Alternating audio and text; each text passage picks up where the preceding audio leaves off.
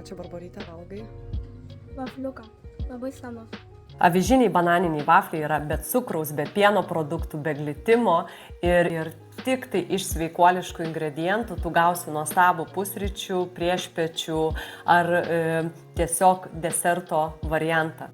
Bananą sutrink iki vienalytės masės, įpilk avižų gėrimo, ypač tyro alyvuogių aliejaus, įmušk 2 kiaušinius, įdėk avižų miltų.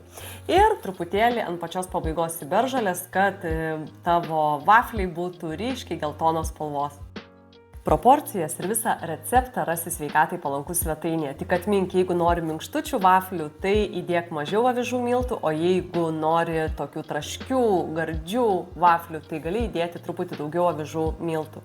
Kad patiko šis receptas, neabejoju, spausk like, dalinkis su draugais, negailėk mano receptų ir rašyk komentare, tikrai gaminsiu.